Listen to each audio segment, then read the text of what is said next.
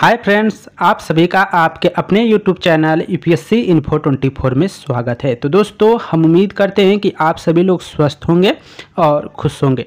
Friends, ये जो video है हिस्ट्री का प्रैक्टिस सेट 43 है। तो अगर आप बिहार पीसीएस या अदर स्टेट का पीसीएस और बिहार टीचर का जो होने वाला है टीजीटी पीजीटी उसका एग्ज़ाम हिस्ट्री से देने जा रहे हैं तो ये वीडियो आपके लिए है। तो वीडियो के अंत तक बने रहिए। वीडियो पसंद आए तो वीडियो को लाइक और चैनल को जरूर सब्सक्राइब कर लीजिए, जिससे आने वाला जो भी वीडियो है उसका नोटिफिकेशन आप तक जरूर पहुंचे। तो दोस्तों, स्टार्ट करते हैं आज का पहला नंबर क्वेश्चन, जो 21 नंबर से शुरू होगा। क्वेश्चन है आपका, महात्मा बुद्ध का महापरिनिर्वाण कहाँ हुआ? महात्मा बुद्ध का महापरिनिर्वाण कहाँ हुआ था? ऑप्शन ए है लुम्बिनी में, बी है बोधगया, सी है कुशीनगर, डी है कपिलवस्तु। तो आपका आंसर हो जाएगा सी, कुशीनगर में हुआ था। महात्मा बुद्ध का जो महापरिनिर्वाण हुआ था वो कहाँ हुआ था? तो कुशीनगर में हुआ था। ऑप्शन सी आपका सही है। व्याख्या देख लीजिए। महात्मा बुद्ध ने अपना पहला उपदेश सारनाथ में दिया था, जिसे महात्मा बुद्ध ने अपना, जिसे धर्मचक्र प्रवर्तन भी कहा जाता है, वो कहाँ पे दिया था? तो सारनाथ में दिया था। इसको आप याद रखिएगा। उसके पश्चात वे बौद्ध धर्म के प्रचार के लिए कपिलवस्तु, राजगिरी, वैशाली और कौशल राज्य गए। सबसे अधिक बौद्ध धर्म का प्रचार कौशल राज्य में हुआ था। तो सबसे ज़्यादा अगर बौद्ध धर्म का किस राज्य में प्रचार हुआ था तो कौशल आपको आंसर करना है। कौशल नरेश प्रसेनजीत ने भी अपने परिवार के साथ बुद्ध की शिष्यता जो है ग्रहण की थी। तो किसने बुद्ध की शिष्यता ग्रहण की थी? तो जो कौशल नरेश थे प्रसेनजीत, उन्होंने अपने पूरे परिवार के साथ बुद्ध की शिष्यता क्या है, बौद्ध धर्म को ग्रहण की थी। अपना प्रचार करते हुए मल्लों की राजधानी पावा पहुँचे। यहाँ वे चुंद नामक लुहार की आम्र वाटिका में ठहरे। अपना प्रचार करते हुए वो मल्लों की जो राजधानी है पावापुरी, वहाँ पहुँचे और यहाँ वे चुंद नामक लुहार से आम्र वाटिका में ठहरे। उसने बुद्ध को सूकर मंद खाने को दिया। इससे उन्हें रक्तिसार हो गया और भयानक पीड़ा उत्पन्न हुई। इस वेदना के कारण वे कुशीनगर, जैसे कुशीनगर या कुशीनारा, मल्ल गणराज्य की राजधानी पहुँचे। यहीं 483 में 80 वर्ष की अवस्था में उन्हें शरीर त्याग दिया और इसे बौद्ध ग्रंथों में इधर क्या नाम दिया गया? महापरिनिर्वाण का नाम दिया गया। तो ये पूरा व्याख्या था। आगे चलते हैं, 22 नंबर क्वेश्चन देखते हैं और ये आपका 2017 में पूछा गया क्वेश्चन है। त्रिपिटक किसकी धार्मिक पुस्तक है? त्रिपिटक किसकी धार्मिक पुस्तक है? तो आंसर आपका डी हो जाएगा, बौद्ध धर्म की धार्मिक पुस्तक है। ऑप्शन डी आपका सही है। आसान क्वेश्चन है। व्याख्या देख लीजिए। त्रिपिटक बौद्ध धर्म ग्रंथों में सर्वाधिक महत्वपूर्ण है। जो त्रिपिटक है वो क्या है? बौद्ध धर्म ग्रंथों में सर्वाधिक महत्वपूर्ण है। बुद्ध की मृत्यु के बाद उनकी शिक्षाओं को संकलित कर 3 भागों में बांट दिया गया। इन्हीं को क्या कहा गया? त्रिपिटक कहा गया। पहला में जैसे त्रिपिटक कौन कौन है?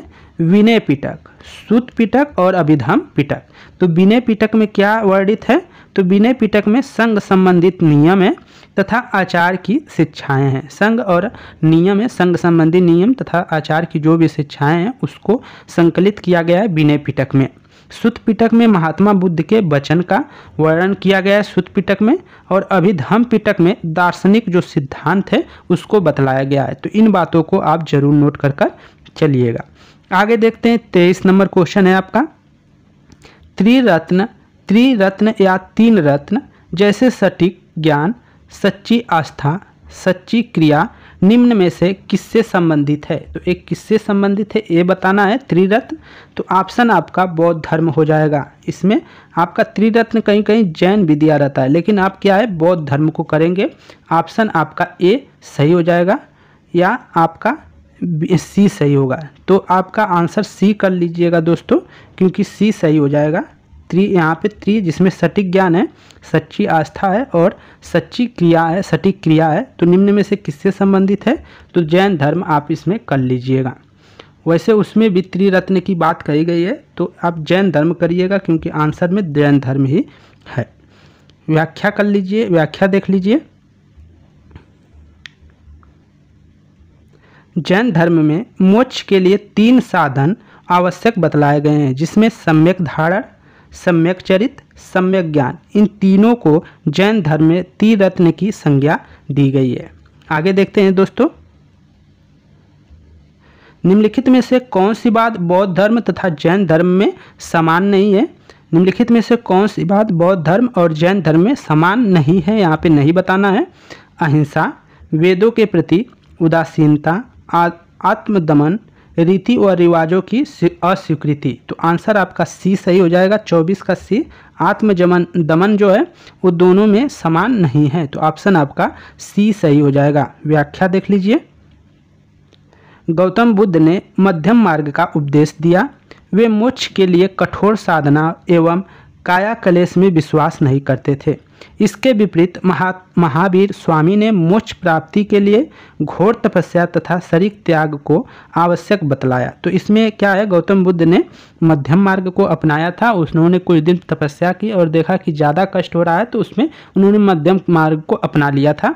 और उन्होंने ऐसा करने का जैसे एक कठोर साधना और काया क्लेश में विश्वास नहीं करते थे। जबकि वहीं पे महावीर जो स्वामी थे, जो जैन धर्म से संबंधित थे, उन्होंने क्या किया, घोर तपस्या की और घोर त्याग पर को जो है आवश्यक बतलाया। आगे चलते हैं, आपका 25 नंबर क्वेश्चन है आपका, बोध गया में बोधि वृक्ष अपने वंश की इस पीढ़ी का है, किस पीढ़ी का है ये बताना है। तो इसका जो ऑप्शन है ए है तिथि, ऑप्शन बी है चतुर्थ, ऑप्शन सी है पंचम, ऑप्शन डी है छठम। तो आंसर आपका पंचम के साथ जाएगा। और ये क्वेश्चन अभी भी बीपीएससी और या सेट जो एग्ज़ाम हुआ था उसमें अभी ये पूछा गया क्वेश्चन है फिलहाल 2023 में। तो आंसर आप पंचम कर लेंगे, क्योंकि बीपीएससी पंचम को ज़्यादा मानता है। तो व्याख्या देख लीजिए। महाबोधि मंदिर स्थित वर्तमान बोधि वृक्ष नहीं है। जो महाबोधि मंदिर में स्थित वर्तमान बोधि वृक्ष है वो उस समय का बोधि वृक्ष नहीं है, जिसके नीचे बैठकर महात्मा बुद्ध ने ज्ञान प्राप्त किया था। ह्वेनसांग के अनुसार उस मूल वृक्ष को 7वीं शताब्दी में सम्राट जो शशांक ने नष्ट कर दिया था। जो ह्वेनसांग है उनके अनुसार जो है कि उस समय का जो 7वीं शताब्दी का बोधि वृक्ष था उसको शशांक ने क्या कर दिया था, नष्ट कर दिया था। इसके बाद इस स्थान पर 2 और वृक्ष रोपित हुए और नष्ट हुए। वर्तमान वृक्ष जिसे हम देख रहे हैं वह 5वीं पीढ़ी का वृक्ष है, जिसे अलेक्जेंडर कनिंघम ने लगवाया था। यह वृक्ष पूरी तरह संरक्षित है और केवल इससे गिरी हुई पत्तियों को छूने एवं उठाने का अधिकार है। एक अन्य तथ्य है, दूसरा तथ्य एक है, यह वृक्ष क्रमशः 2 बार सम्राट अशोक, एक बार पुष्पमित्र शुंग, एक बार पूर्ववर्मा और अंत में कनिंघम द्वारा लगाया गया। अतः यह 6ठी पीढ़ी का वृक्ष है, 6ठी पीढ़ी का वृक्ष माना जाता है।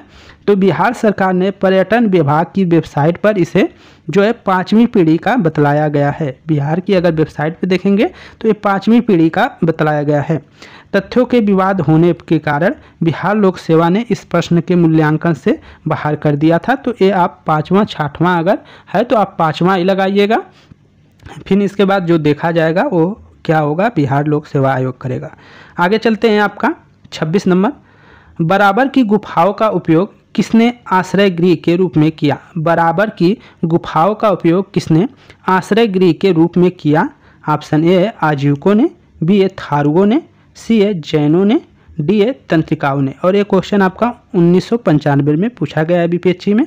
तो आंसर आपका ए सही हो जाएगा दोस्तों, आजीविकों ने।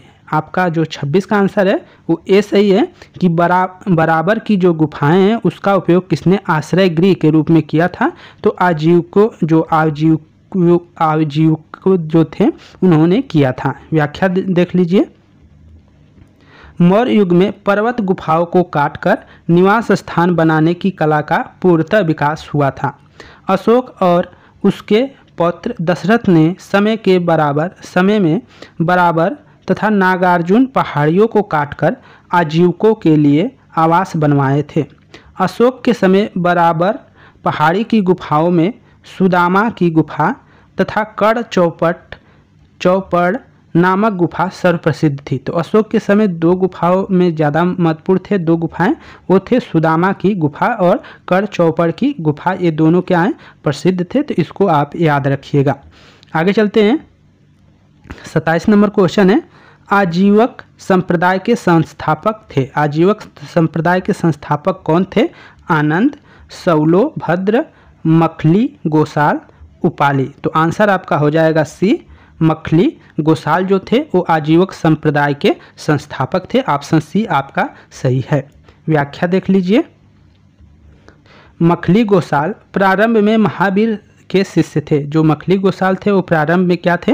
महावीर के शिष्य थे, किंतु बाद में मतभेद होने के चलते इन्होंने महावीर की शिष्यता त्याग कर आजीवक नामक स्वतंत्र संप्रदाय की स्थापना की। इनका मत नियतिवाद कहा जाता है। इनके मत को क्या कहा जाता है? नियतिवाद कहा जाता है, जिसके अनुसार संसार की प्रत्येक वस्तु भाग्य द्वारा पूर्व नियंत्रित एवं संचालित होती है। आगे चलते हैं। 28 नंबर क्वेश्चन है, आसान क्वेश्चन है। पाटलिपुत्र के संस्थापक थे। पाटलिपुत्र के संस्थापक कौन थे? तो आंसर ए हो जाएगा उदयन थे। कौन थे? उदयन आपका आंसर हो जाएगा। पाटलिपुत्र के संस्थापक उदयन थे। आगे चलते हैं। 2008 में पूछा गया पेपर जो बीपीएससी का हुआ था उसमें क्वेश्चन का व्याख्या देख लेते हैं। पाटलिपुत्र की स्थापना अजातशत्रु के उत्तराधिकारी उदयन ने गंगा और सोन नदी के संगम पर एक किला बनाकर किया गया था। तो जो आपका पाटलिपुत्र है किस नदी पर है? तो गंगा और सोन नदी के संगम पर एक किला बनाकर किया गया है। गंगा और सोन नदी पर स्थित है। इसने मगध साम्राज्य की राजधानी राजगिरी से पाटलिपुत्र स्थानांतरित की। तो उदयन ने क्या किया कि जो है पाटलिपुत्र की स्थापना की गंगा और सोन नदी पर, और उसने जो राजधानी थी राजगिरी उसको वहाँ से हटाकर उसने पाटलिपुत्र में स्थानांतरित कर दिया। पाटलिपुत्र को राजधानी बनाया। यह नगर शिशु नागवंश, नंदवंश और मौर्य वंश की राजधानी रही है। तो जो पाटलिपुत्र है शिशुनाग वंश, नंदवंश और मौर्य वंश की क्या है? राजधानी रही है। आगे चलते हैं। 31 नंबर क्वेश्चन। विश्व का पहला गणतंत्र वैशाली में किसके द्वारा स्थापित किया गया? विश्व का पहला गणतंत्र किसके द्वारा स्थापित किया गया था वैशाली में? ये बताना है। मौर्यों द्वारा, नंद द्वारा, गुप्त द्वारा, लिच्छवी द्वारा। तो आंसर आपका क्या हो जाएगा दोस्तों? 31 का डी सही हो जाएगा। लिच्छवी द्वारा स्थापित किया गया था। तो 31 का आप डी कर लेंगे, लिच्छवी द्वारा। विश्व का पहला, ये क्वेश्चन बार बार पूछा जाता है। 2008 में पूछा गया है, प्री में एग्जाम में है। तो ये क्वेश्चन अच्छा है, बहुत बार पूछा जाता है, जरूर इसको बीपीएससी पूछता है। तो इसको आप जरूर याद रखिएगा दोस्तों। और अभी तक आपने चैनल सब्सक्राइब नहीं किया है तो प्लीज़ सब्सक्राइब कर दें। वीडियो को लाइक कर दें, शेयर कर दें दोस्तों। ये सब करते रहिए आप लोग। आगे चलते हैं। इसका व्याख्या देख लेते हैं। व्याख्या में वही चीज़ है। वैशाली के लिच्छवियों ने विश्व का पहला गणतंत्र स्थापित किया था। वैशाली बुद्ध काल का सबसे बड़ा और शक्तिशाली गणराज्य था। लिच्छवी वज्जी संघ के सर्व प्रमुख थे। लिच्छवी जो थे वज्जी संघ के क्या थे? सर्व प्रमुख थे। आगे देखते हैं। 32 नंबर क्वेश्चन है आपका। मगध की प्रारंभिक राजधानी कौन सी थी? मगध की जो प्रारंभिक राजधानी थी वो कौन थी? पाटलिपुत्र थी, वैशाली थी, राजगिरी थी या चंपा थी? इसमें आपको आंसर करना है। तो इसका जो आंसर हो जाएगा सी सही हो जाएगा दोस्तों, कि मगध की जो प्रारंभिक राजधानी थी वो गिरिब्रज थी। या राजगिरी है या गिरिब्रज, आपको आंसर करना होगा। इनमें से दोनों देगा तो दोनों करिएगा, एक ही नाम है। आगे चलते हैं। इसका व्याख्या देख लीजिए। पुराणों के अनुसार मगध पर शासन करने वाला पहला राजवंश जो है बृहद्रथ वंश है। अगर पुराणों के अनुसार देखा जाए तो मगध पर शासन करने वाला जो पहला राजवंश है वह कौन है? बृहद्रथ वंश है। इस वंश के पहले राजा बृहद्रथ का पुत्र जरासंध था, जिसने राजगिरी या गिरिब्रज को अपनी राजधानी बनाया था। बहुत इंपॉर्टेंट क्वेश्चन है कि इस वंश के पहले राजा बृहद्रथ का पुत्र जरासंध था, जिसने क्या किया? राजगिरी को अपना पहली बार जो है राजधानी बनाया था। तो बौद्ध ग्रंथों के अनुसार मगध का प्रथम प्रतापी शासक जो हुआ वो कौन था? बिंबिसार था। ये हर्यक वंश से संबंधित था। इसकी मृत्यु 492 ईसा पूर्व में हुई थी। इसके बाद में जो है अजातशत्रु मगध का शासक हुआ। अजातशत्रु के पुत्र उदयन ने अपनी राजधानी जो है राजगिरी से पाटलिपुत्र क्या कर दिया? स्थानांतरित कर दिया। आगे देखिए 33 नंबर क्वेश्चन है आपका। अजातशत्रु के वंश का क्या नाम था? आसान क्वेश्चन है। अजातशत्रु के वंश का क्या नाम था? तो आंसर हो जाएगा आपका बी, हर्यक हो जाएगा। हर्यक आंसर कर लीजिएगा, बहुत इंपॉर्टेंट क्वेश्चन है और आपका बीपीएससी में पूछा गया, 2011 में पूछा गया क्वेश्चन है। तो यही क्वेश्चन का यही रहने वाला है। व्याख्या देखिए, मगध का शासक अजातशत्रु अपने पिता हर्यक वंश के संस्थापक बिंबिसार की हत्या कर राजगद्दी पे बैठा था। इसकी हत्या भी इसके पुत्र उदयन ने कर दी थी। कौशांबी के वत्स राजा उदयन से भिन्न है ये जो उदयन है। आगे चलते हैं, आपका 34 नंबर क्वेश्चन है, सेंड्रोकोटस से चंद्रगुप्त मौर्य की पहचान किसने की है? मतलब चंद्रगुप्त मौर्य की पहचान सेंड्रोकोटस के रूप में किसने की है, ये बताना है आपको। तो ऑप्शन ए है विलियम जोन्स, ऑप्शन बी है वी स्मिथ, आर के मुखर्जी, डी आर भंडारकर। तो आंसर क्या हो जाएगा 34 का? ए सही हो जाएगा। विलियम जोन्स ने चंद्रगुप्त मौर्य को जो है सेंड्रोकोटस के नाम से पहचाना है। तो यही है कि सेंड्रोकोटस से चंद्रगुप्त मौर्य की पहचान किसने की है? तो आंसर हो जाएगा विलियम जोन्स, ऑप्शन ए सही है। व्याख्या देख लीजिए, विलियम जोन्स पहले विद्वान थे जिन्होंने सेंड्रोकोटस की पहचान मौर्य शासक चंद्रगुप्त मौर्य से की। एरियन तथा प्लूटार्क ने चंद्रगुप्त मौर्य को एंड्रोकोटस के रूप में वर्णित किया है। यहाँ पे आपको ध्यान देना है कि जो विलियम जोन्स है उन्होंने सेंड्रोकोटस की पहचान मतलब सेंड्रोकोटस नाम दिया है चंद्रगुप्त मौर्य को, और वहीं पे एरियन जो है और प्लूटार्क हैं चंद्रगुप्त मौर्य को एंड्रोकोटस के रूप में वर्णित किया है। जबकि जस्टिन उसने क्या है सेंड्रोकोटस, चंद्रगुप्त मौर्य और सिकंदर महान की भेंट का उल्लेख किया है। तो इन सब बातों को आप जरूर नोट कर लीजिए, अच्छा क्वेश्चन यहाँ से बनेगा। आखिरी क्वेश्चन है, ब्राह्मी लिपि को सर्वप्रथम किसने पढ़ा? तो ब्राह्मी लिपि को सर्वप्रथम किसने पढ़ा था दोस्तों? तो आंसर हो जाएगा डी, जेम्स प्रिंसेप ने पढ़ा था। ऑप्शन आपका डी सही हो जाएगा। तो ब्राह्मी लिपि को सर्वप्रथम किसने पढ़ा था? तो जेम्स प्रिंसेप आपका आंसर हो जाएगा। ये आपका यूपीएससी 2008 और इसके बाद बीपीएससी 2008 में पूछा गया क्वेश्चन है। व्याख्या देख लीजिए, सर्वप्रथम 1837 में जेम्स प्रिंसेप नामक अंग्रेज विद्वान ने अशोक के लेखों का उद्वाचन किया। मतलब अशोक के जो अभिलेख थे ब्राह्मी लिपि में उसका उन्होंने वाचन किया था, किंतु उन्होंने लेखों के देवनागरी की पहचान सिंगल के राजा तिस्स से कर डाली। कालांतर में यह तथ्य प्रकाश में आया कि सिंगली अनुश्रुतियों, दीपवंश और महावंश में यह उपाधि अशोक के लिए प्रयुक्त की गई है। अंततः वर्ष 1915 में मास्की है कर्नाटक के प्राप्त लेख में अशोक नाम भी पढ़ लिया गया। तो ये फ्रेंड्स ये थे क्वेश्चन और उनके जो व्याख्या थे वो थे, जिसको ये है प्रयास यही कि अच्छा कंटेंट आप लोग को दिया जाए। अगर वीडियो का कंटेंट अच्छा लग रहा है, प्रयास अच्छा लग रहा है तो प्लीज़ वीडियो को लाइक करें और चैनल पे दोस्त नए हैं तो ज़रूर सब्सक्राइब करें। दोस्तों धन्यवाद, नमस्कार।